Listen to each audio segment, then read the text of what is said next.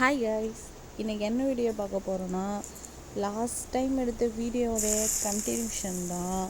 அன்றைக்கி ஒரு பிரைன் பார்த்தோம்ல வீடியோவில், அந்த பிரைன் எப்படி செய்கிறது அப்படின்னு சொல்லிட்டு ரெசிபி போடலாம் அப்படின்ட்டு ரெசிபி தான் நாங்கள் ஷூட் பண்ணோம்.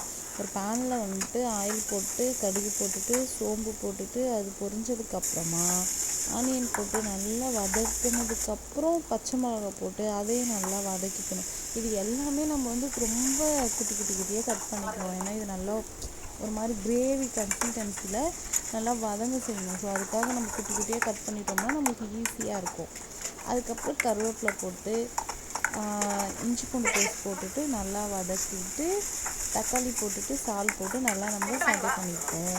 ப்ளஸ் கொஞ்சம் டர்மரிக் பவுடர் போட்டுட்டு அதையும் நல்லா பச்சை வாசனை போகிற மாதிரி அது எல்லாமே அதோடைய ராஸ்மெல்ஸ் எல்லாம் போகிற மாதிரி நம்ம வதக்கினதுக்கப்புறம் ஸ்பைசஸ் எல்லாம் சேர்க்க போகிறோம். என்னென்ன ஸ்பைசஸ்னால் சில்லி பவுடர், மட்டன் மசாலா, இங்கே நம்ம வீட்டிலையே குழம்பு மிளகாத்தூள் அரைப்போம். அது நிறைய பேருக்கு தெரியுமா என்னன்னு தெரியல, பட் நாங்கள் எங்கள் ஊர் சைடில் அதெல்லாம் பண்ணுவோம். அப்புறம் கொஞ்சம் பெப்பர் போட்டுட்டு கொஞ்சம் நல்லா வதக்குனதுக்கப்புறம் அந்த பிரைன் போட்டு கொஞ்சம் கொரியாண்டர் லீவ்ஸ் போட்டுட்டு நல்லா இது பண்ணிவிட்டு மட்டன் குழம்போட